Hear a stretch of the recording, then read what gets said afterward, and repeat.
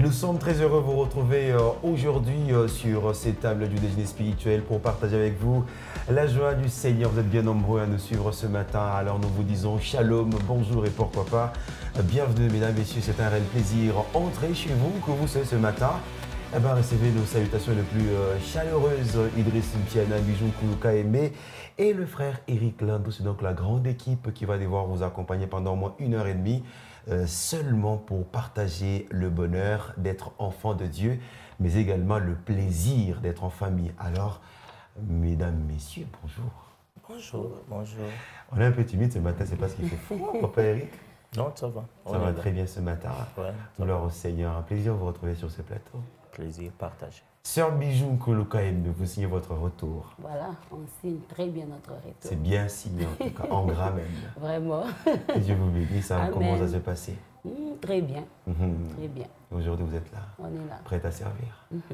Voilà, on est bien prêts pour vous servir aujourd'hui, mesdames, messieurs, très chers frères et sœurs.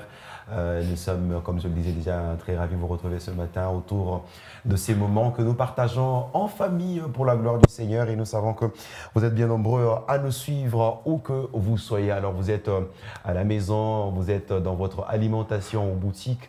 Permettez-nous de vous dire encore bienvenue. La table est bien dressée. Mais avant la consommation, parce que nous sommes prêts déjà pour servir, nous aimerions rendre grâce à Dieu, lui qui nous permet d'avoir ces moments, et surtout un temps assez riche à partager en famille. Ça sera avec papa Eric Landou qu'on va rendre grâce au Seigneur avant de commencer la consommation de différents mets. Nous venons te rendre toute la gloire, Seigneur, notre Dieu, et te dire merci pour ce nouveau jour que tu nous donnes. Merci également pour ce programme que tu as prévu déjà depuis l'éternité. Seigneur, nous nous abandonnons entre tes mains, nous avons besoin de ton soutien depuis le début de ce programme jusqu'à la fin. Qu'il te plaise, ô Dieu, que l'on soit des canaux par lesquels tu passes pour bénir, pour toucher, pour édifier, pour consoler, pour encourager quelqu'un qui sera en train de suivre ce programme. Tu bénis ceux, nous tous qui sommes sur le plateau, également ceux qui travaillent dans l'ombre. Tu nous soutiens selon ta puissance et ta gloire, et c'est là au nom de Jésus, nous prions et disons Amen. Amen. Amen.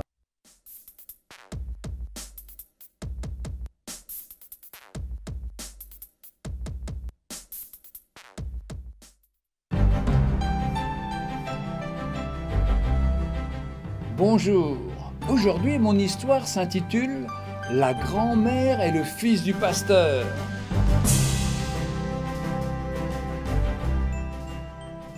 Chaque dimanche après-midi, le pasteur et son fils de 11 ans sortaient dans la ville pour distribuer des brochures d'évangélisation.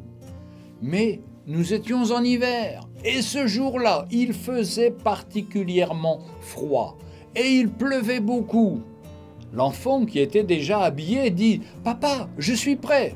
Son père lui demanda « Prêt à quoi, mon fils ?»« Papa, il est temps de rassembler nos brochures et de sortir. » Son père lui répondit « Rémi, il pleut et il fait très froid dehors. » Le garçon surprit alors son papa et lui demanda « Mais papa, les gens ne vont-ils pas en enfer, même les jours de pluie ?» Son père lui répondit « Rémi, le temps ne le permet pas. » Le garçon demanda alors « Papa, est-ce que je peux y aller seul ?»« S'il te plaît. » Son père hésita un moment puis lui dit « D'accord, tu peux y aller. Voici les brochures. Sois prudent. »« Merci, papa. » Et Rémi sortit sous la pluie. Ce garçon de 11 ans alla dans les rues faire du porte-à-porte pour distribuer des feuillets à tous ceux qu'il voyait. Après 2 heures de marche sous cette intense pluie, il était trempé, mais il ne lui restait qu'une toute dernière brochure. Il s'arrêta au coin de la rue, cherchant à qui il pourrait remettre le feuillet. Mais les rues étaient totalement désertes. Il se tourna alors vers la première maison qu'il vit et se permit de sonner. Il sonna, mais personne ne répondit. Il sonna encore, et toujours personne, aucune réponse. Enfin, Rémi décida de partir, mais quelque chose l'en empêcha. Encore une fois, il se tourna vers la porte et se mit à sonner et à frapper fort. Soudain, il entendit quelque chose qui remuait là-haut sur le balcon. Il sonna de nouveau et cette fois, la porte s'ouvrit lentement. Debout à la porte, il y avait une vieille dame avec un regard très triste. Elle demanda doucement « Qu'est-ce que je peux faire pour toi, mon enfant ?» Avec des yeux et un sourire radieux, le petit garçon lui dit « Madame, je suis désolé de vous avoir dérangé, mais je veux juste vous dire que vraiment, Jésus vous aime. Et je suis venu pour vous donner mon tout dernier livret qui vous dira tout sur Jésus et son grand amour pour vous. » Et il lui remit son tout dernier feuillet. Et s'en retournant pour partir, elle l'appela et lui dit « Merci mon garçon, passe une bonne journée. » Le dimanche qui suivit à l'église, le pasteur, papa du jeune garçon, demanda « Quelqu'un a-t-il un témoignage ou quelque chose à dire ?» Une vieille dame se leva lentement dans la dernière rangée, le regard brillant et radieux, et donna son témoignage. « Personne ne me connaît dans cette église, je ne suis jamais venue. Dimanche dernier, je n'étais pas chrétienne. Mon mari est mort il y a quelques mois, me laissant seule dans ce monde. Ma solitude me rend très triste. Dimanche dernier, il pleuvait et il faisait terriblement froid. J'étais à bout, j'avais décidé de me suicider. Désespéré, je n'avais plus la volonté de vivre. Alors j'ai pris une corde et une chaise. J'ai attaché la corde à une poutre du toit, me tenant sur la chaise, la corde autour de mon cou.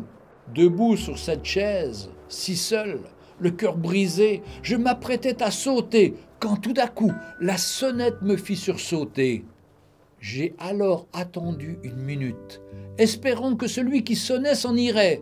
J'ai patienté un long moment, mais la sonnette se faisait insistante. Puis la personne qui sonnait a aussitôt commencé à frapper fort.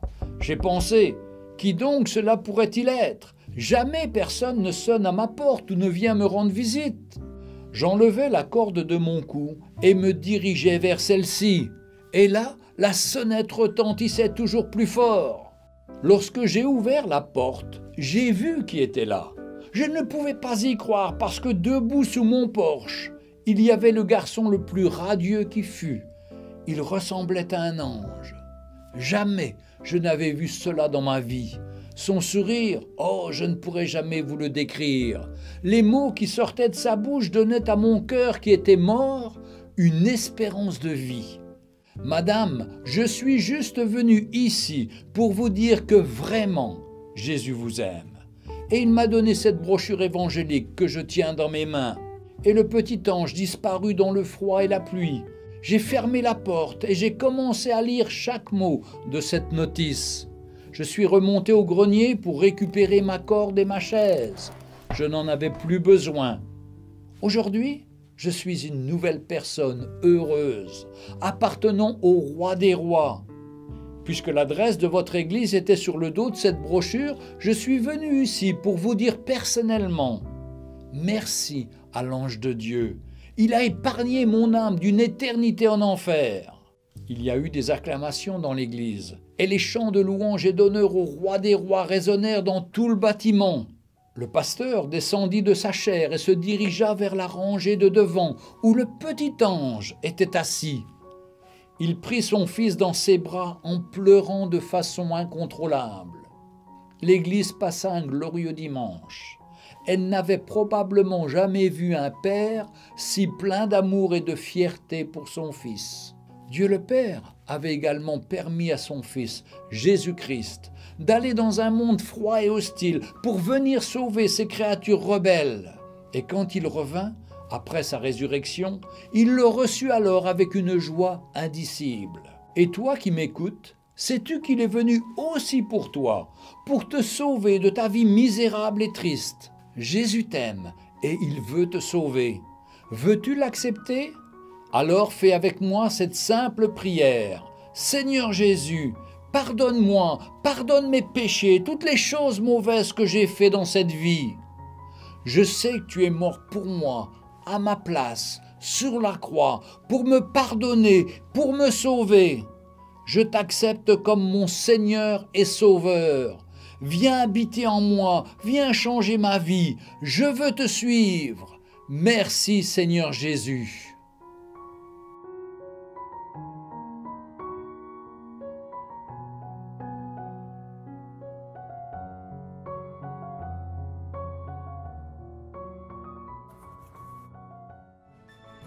Retrouvez Un jour une histoire sur www.365histoire.com.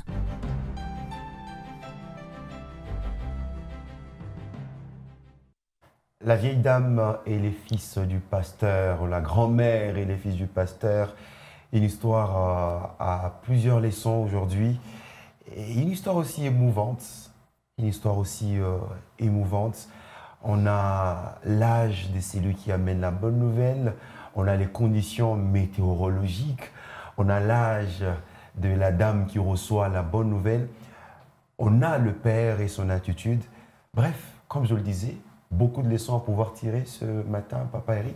Beaucoup de leçons. Comme vous le dites là, c'est vraiment beaucoup de leçons. Et je vois d'abord les conditions météorologiques qui ont fait que les pasteurs puissent désister.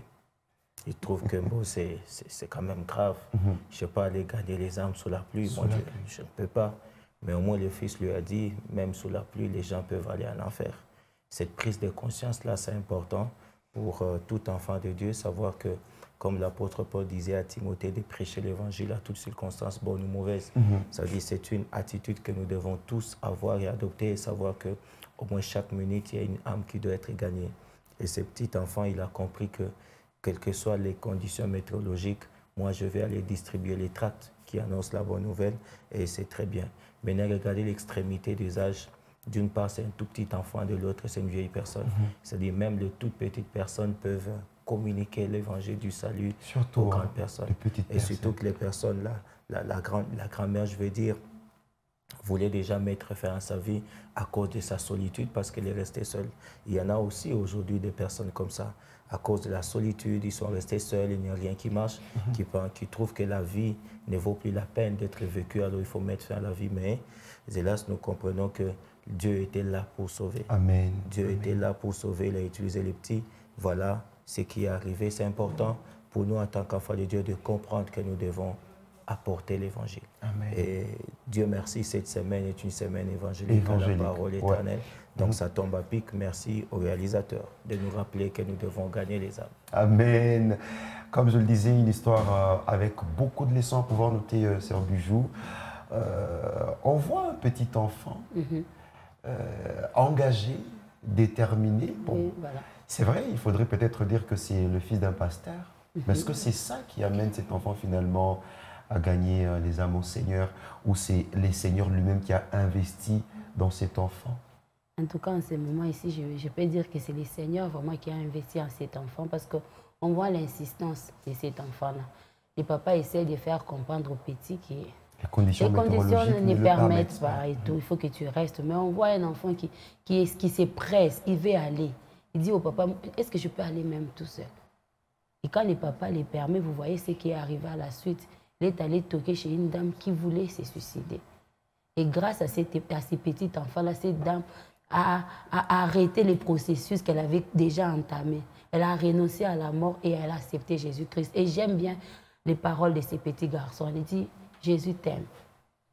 Est-ce que nous avons l'habitude de le dire? Ou bien nous sommes ces genres de... Ce matin, j'étais en train de suivre une histoire comme ça, un message que je suivais comme ça par hasard. C'est pourquoi j'ai dit, waouh, le Seigneur veut toujours nous communiquer des choses. Je suivais quelqu'un qui disait, est-ce que même par votre sourire, par votre bonjour, que vous pouvez simplement saluer quelqu'un, vous redonner à une personne le courage.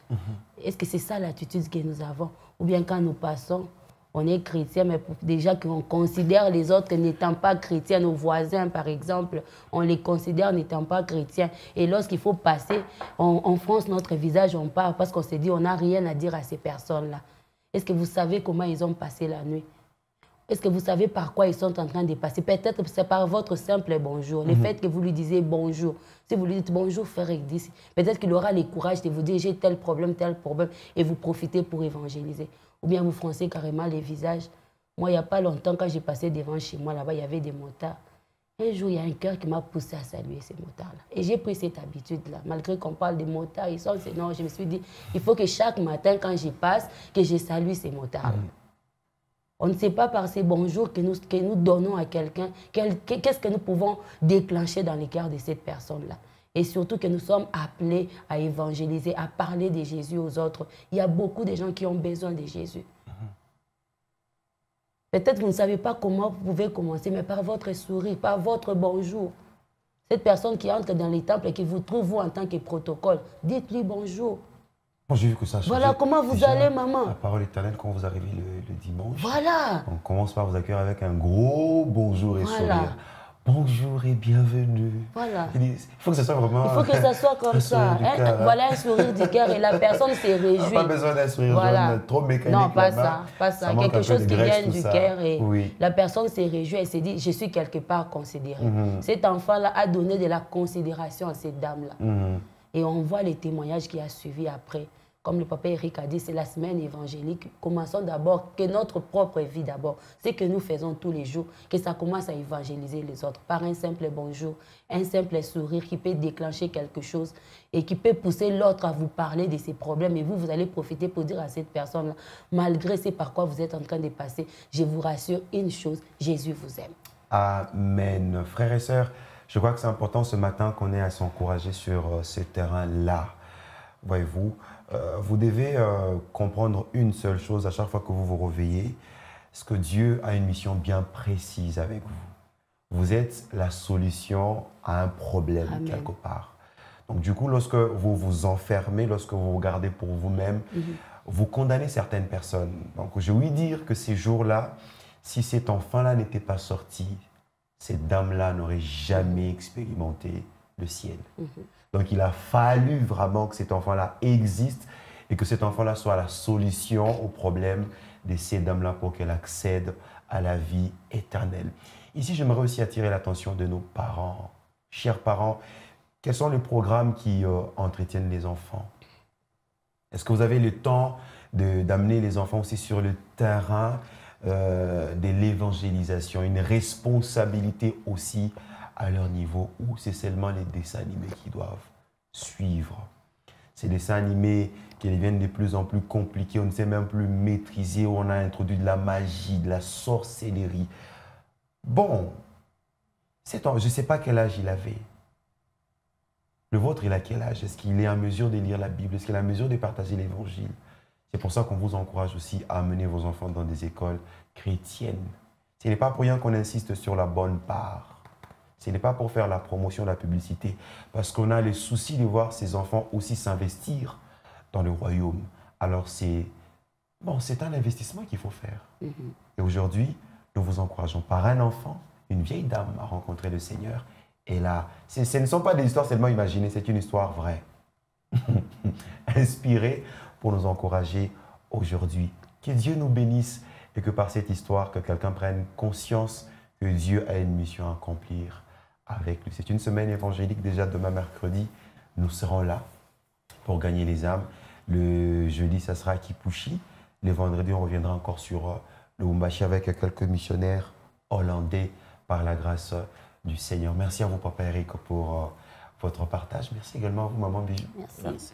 Alors, on va retrouver l'expression de ce mardi.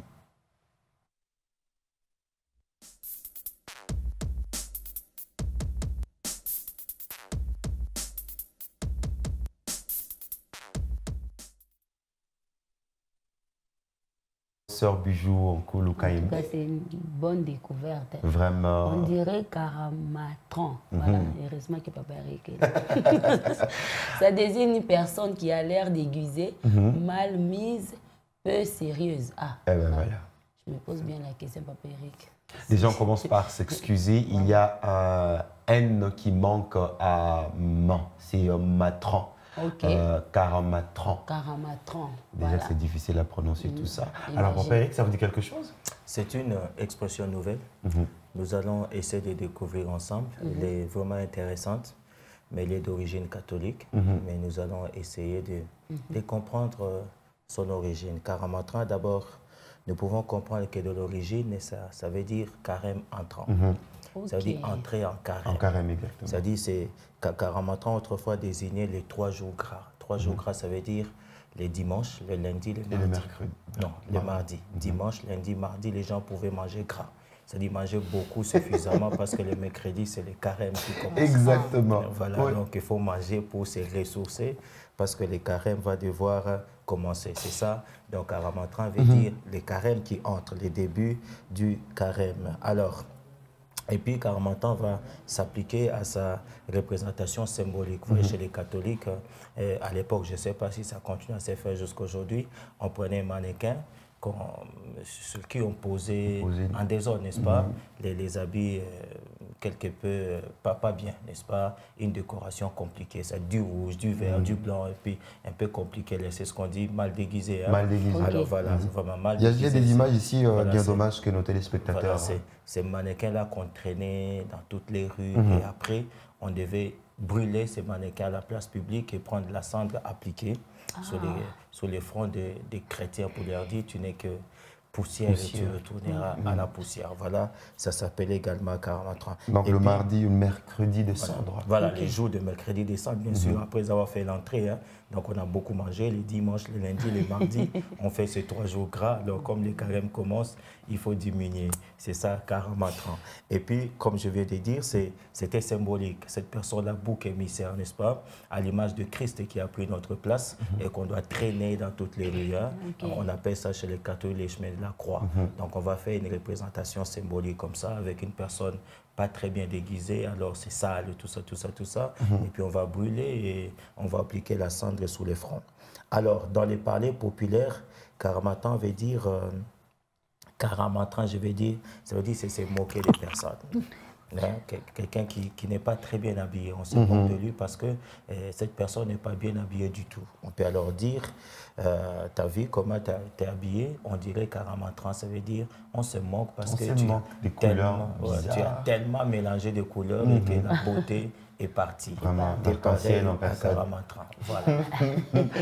Merci beaucoup, papa Eric Landou, pour ces explications. Donc, il fallait remonter un tout petit peu l'origine de cette expression. On dirait Karamatran.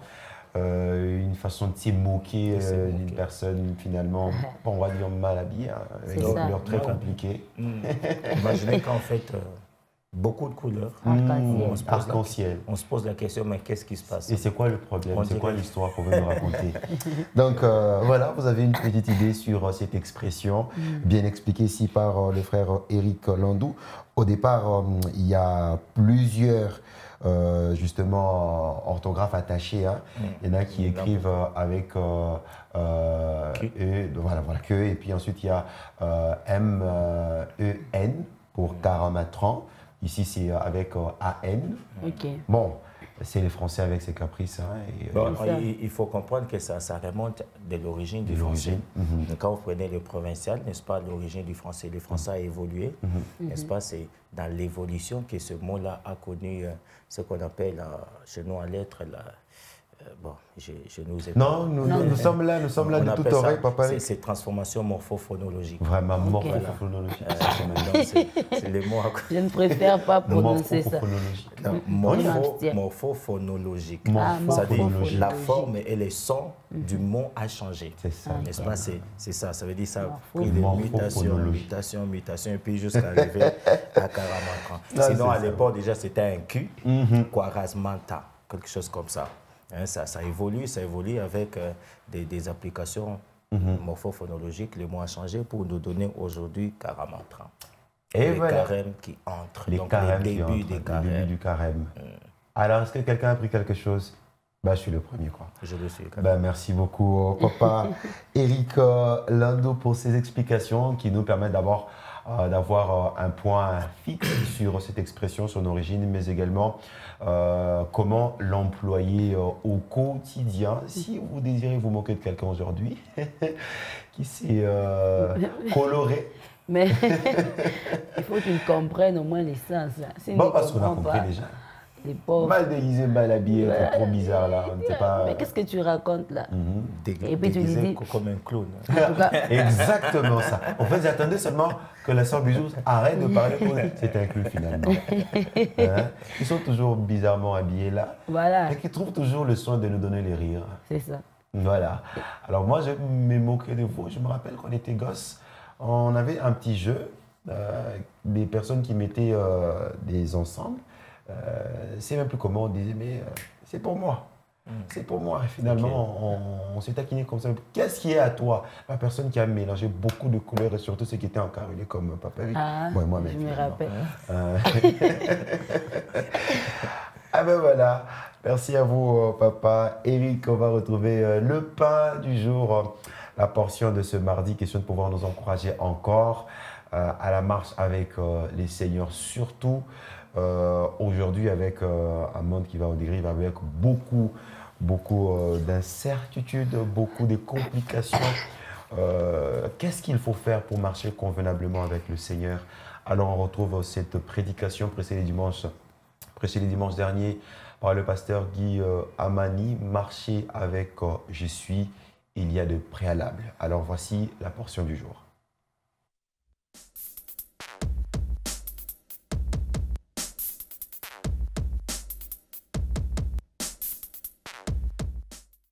Voilà donc la portion de ce mardi 3 mai 2022, avant qu'Abraham fût le 12e message tiré de ce grand thème de l'année au centre évangélique, la parole éternelle, extension de la borne ici à Lubumbashi.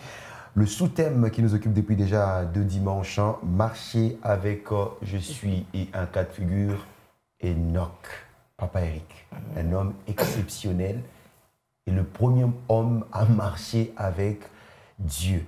Mais quel est finalement le sens de marcher avec Dieu? En fait, c'est vraiment intéressant que la Bible témoigne, n'est-ce pas? Quel témoignage qui est fait à propos d'un homme. Il marcha avec Dieu. C'est vraiment fort. Depuis les dimanches, je suis en train de passer cette écriture-là, quand j'essaie de lire, il marchait avec Dieu. Et Dieu témoigne. Dieu veut que cette phrase-là soit écrite dans la Bible, que Enoch a marché avec Dieu. Ça veut dire, on a remarqué dans sa façon de faire les choses, quelque chose de différent. Vous voyez, d'abord, il a vécu jusqu'à 65 ans. Je peux dire 65 ans. Lorsqu'il a eu son fils, c'est là qu'il a pris la résolution de marcher avec Dieu. Et là, ça lui a valu 300 ans. Depuis les 65 ans jusqu'à 365 ans, il marche avec Dieu. Qu'est-ce qui est arrivé? Qu'est-ce qui s'est passé? Quel parcours? C'est-à-dire, il a porté du sien. Il a découvert une perle rare. Il a dit, ça y est, voilà. C'est ça, c'est dont j'ai besoin. Et quand il découvre, il s'accroche. Et quand on s'accroche à quelque chose, on ne peut que marcher avec. Alors, je me dis, Enoch, sûrement, la grâce de Dieu était sur lui. Comme le pasteur l'a dit, il est le 7e de la génération, n'est-ce pas? La Bible même le dit, depuis Adam jusqu'à lui, ça fait 7. Et pourtant, il y a 7 de la 4e génération, on a commencé à prier. C'est-à-dire, il y a des gens qui prient, mais qui ne marchent pas avec Dieu. Et aujourd'hui, l'apôtre Paul peut poser cette question dans Romains 10, 14. Comment invoqueront-ils celui en qui ils n'ont pas cru? C'est-à-dire, il y a des gens qui prient, mais qui n'ont pas cru. Ils prient, mais ils ne marchent pas avec Jésus. Mais cependant, nous devons passer cette dimension de prier seulement pour arriver à la dimension de marcher avec Dieu. Et pour marcher avec Dieu, comme le pasteur l'a dit déjà, il y a des préalables. Il faut mourir de soi d'abord. Vous mourrez d'abord, vous renoncez, vous prenez votre croix et vous suivez. Et ici, pour marcher avec Dieu, il faut entrer dans la pensée de Dieu. C'est-à-dire, bien qu'imparfait, Enoch, il a occupé la 7e position où il a rencontré la faveur de Dieu, la grâce de Dieu, et Dieu a fait qu'il puisse marcher avec lui. Et je peux dire, marcher avec Dieu n'est pas une question d'1 heure, de 2 heures, d'un jour, de 2 jours. Pour parcourir les rues. Voilà, c'est une question de toute une vie. C'est-à-dire garder la communion avec Dieu. Chaque jour, c'est-à-dire je connais Dieu par ma relation et je tisse cette relation par la communion. C'est-à-dire je peux entendre Dieu parler, Jude même a prophétisé, il a parlé, Enoch a prophétisé, qui voit les seigneurs qui viennent avec ses saintes myriades. Vous voyez un peu, c'est cette prophétie-là, ça veut dire il marchait avec Dieu, voilà pourquoi il ne pouvait que recevoir la pensée de Dieu. Quelqu'un qui ne marche pas avec Dieu, il ne peut pas recevoir quelque chose de Dieu. S'il est classé parmi les prophètes, c'est qu'en marchant avec Dieu, comme il était en communion avec Dieu, Dieu ne pouvait que lui communiquer sa pensée. Et ça, c'est très important en tant qu'enfant de Dieu, que l'on s'efforce, n'est-ce pas? Comme la Bible dit, que les efforts de l'homme sont inutiles. Si nous voulons y aller par nous-mêmes, c'est difficile. Mais au contraire, nous pouvons dire à Dieu, Seigneur, je veux marcher avec toi.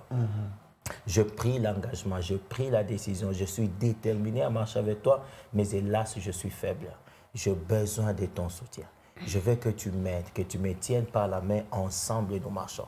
Et alors, marcher avec Dieu, c'est différent de marcher devant Dieu et de marcher après Dieu. Voilà. Avec Dieu, nous avons cette relation d'intimité, cette relation de communion avec le Seigneur, où je peux entendre Dieu me parler et où je peux également me présenter dans son sanctuaire et lui dire quelque chose.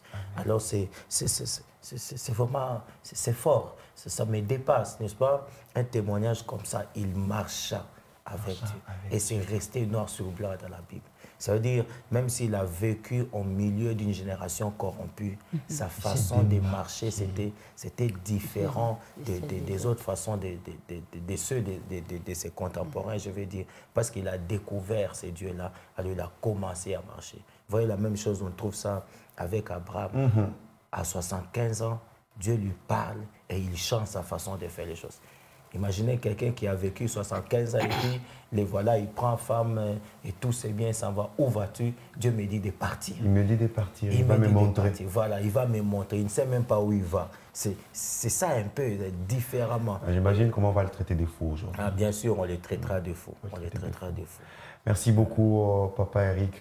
Vous sentez combien c'est profond, ces prédications, combien c'est merveilleux échanger autour de ces histoires. J'aime ce que la Bible dit, ces choses ont été écrites pour nous servir d'exemple. Et je faisais mention de là hier à la radio, c'est l'auteur de l'Épître aux Hébreux qui nous dit qu'on est entouré d'une si grande nuée de témoins. Et ces témoins nous encouragent. Aujourd'hui, cette semaine, on est encouragé par Enoch Serbichou. Voilà, il nous encourage, hein, comme vous l'avez dit, à marcher avec les seigneurs. Pendant que Papa Eric est en train de parler de marcher avec Dieu, j'étais en train de réfléchir pour nous dire ce matin, peut-être pour dire à celui qui nous suit ce matin, quand on dit marcher avec Dieu, Papa Eric a bien précisé, c'est marcher selon les préalables, selon les principes de Dieu. Ne vous dites pas, ne considérez pas au fait, qu'est-ce que je voulais dire, ne considérez pas Dieu comme quelqu'un, peut-être, je donne l'exemple d'un père et son fils qui dit, le père dit à son fils, viens m'accompagner. Non, ce n'est pas Dieu qui vient vous accompagner, c'est vous qui laissez Dieu vous conduire. Là, il faut donner les précisions parce que Papa Eric a parlé de suivre les principes de Dieu. C'est ça, au fait, suivre les principes de Dieu. Vous venez vous adhérer, mais c'est le Seigneur qui vous conduit.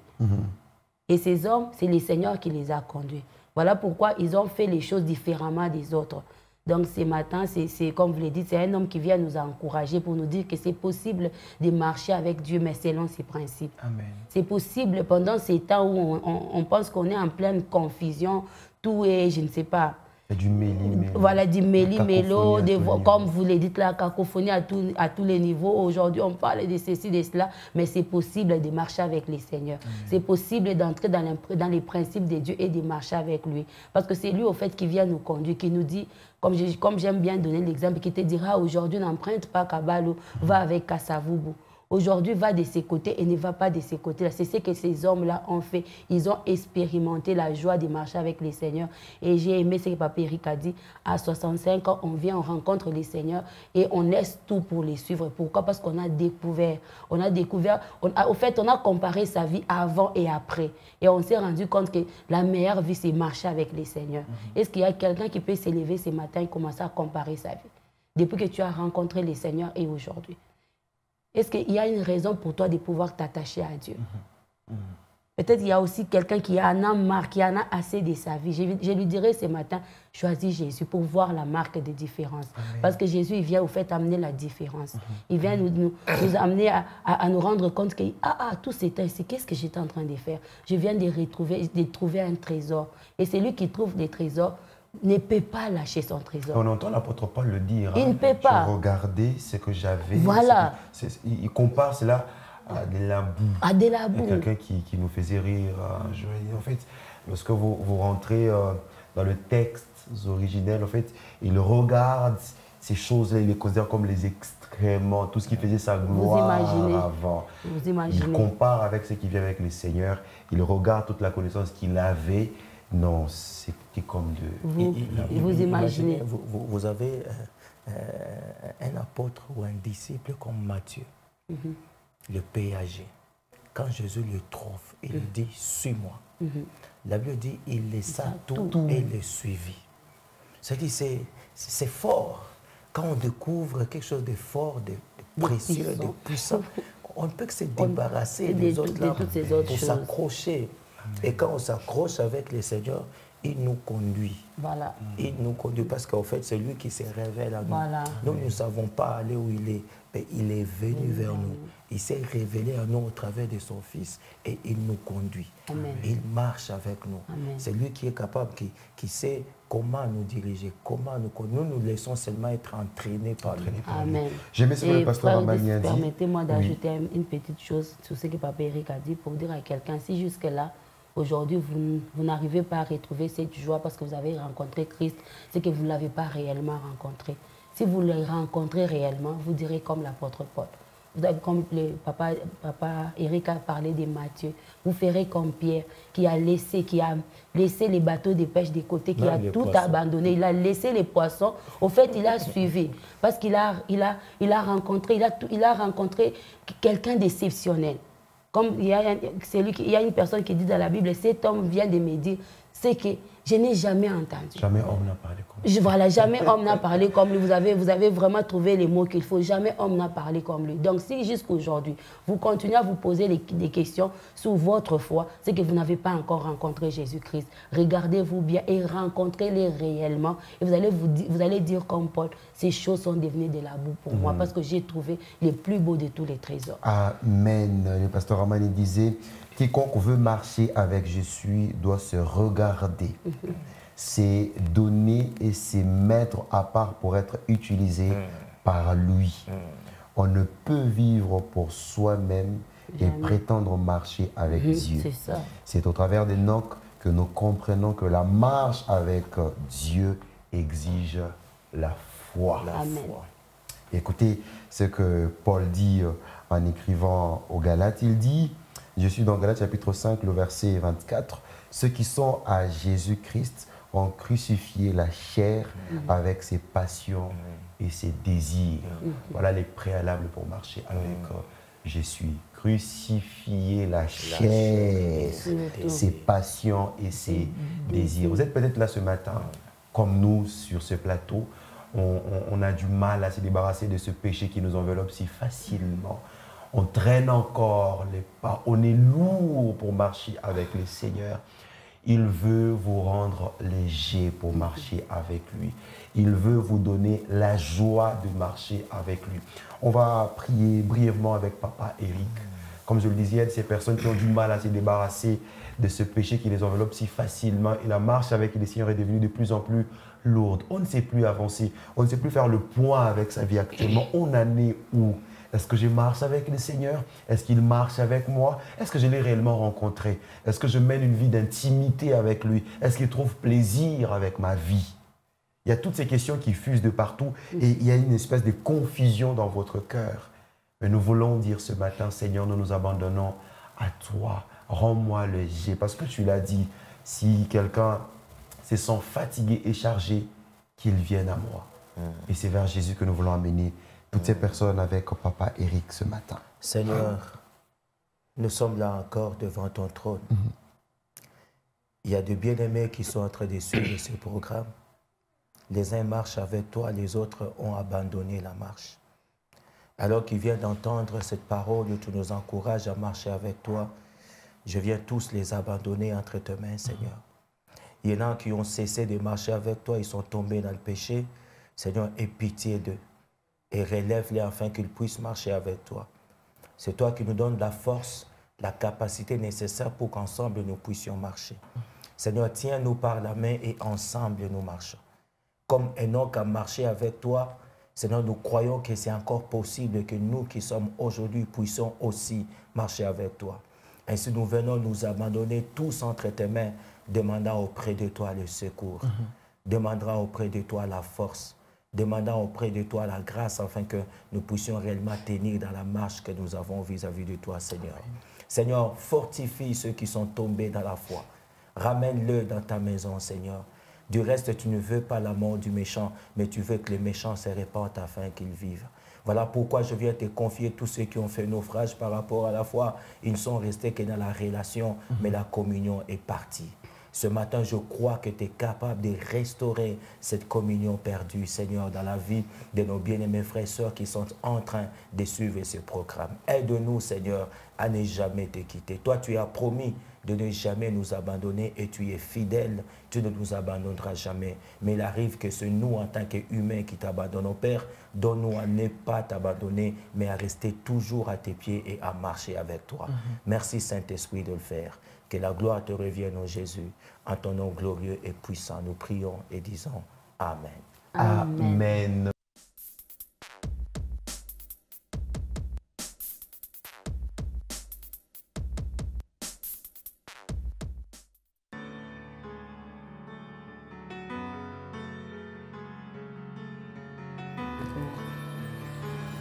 Esdras, chapitre 7, verset 10. Voilà, on va voir ce que le Seigneur avait.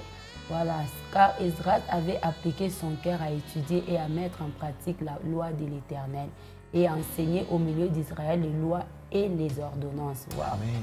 Car Esdras avait appliqué son cœur à étudier et à mettre en pratique la loi de l'Éternel et à enseigner au milieu d'Israël les lois et les ordonnances. Esdras chapitre 7, verset 10. Et aujourd'hui, nous lisons Esdras 6, 7 et 8. et 8. Papa Eric, s'il faudrait sortir de ce texte un mot d'encouragement, ça serait lequel? Mettre en pratique la parole que nous apprenons chaque jour. Amen. Voilà. Frères et sœurs, ça a été pour nous un réel plaisir de vous servir aujourd'hui le déjeuner spirituel. Ça m'a fait énormément du bien de servir avec vous. Sœur Bijou Kouloukaïmbe, merci. Merci à vous aussi, frères et sœurs. Merci également à vous, papa Eric Landou. Toujours un réel bonheur partager un plateau, un studio avec vous. Gloire au Seigneur. On se dit à demain, si Dieu le veut bien. Par sa grâce, bien sûr. Merci beaucoup. Alors, c'est fini pour aujourd'hui, frères et sœurs. Nous vous disons infiniment merci pour l'attention soutenue et nous vous disons à demain, si Dieu le veut bien. S'il ne revient pas aujourd'hui, prenez grand soin de vous et surtout apprenez à marcher convenablement avec Jésus. Merci à toute l'équipe technique qui nous a amenés jusqu'au chez vous, frère Popol Mutombo et toutes nos sœurs qui sont avec lui de l'autre côté. On se dit à demain à partir de 8h00. Shalom chez vous.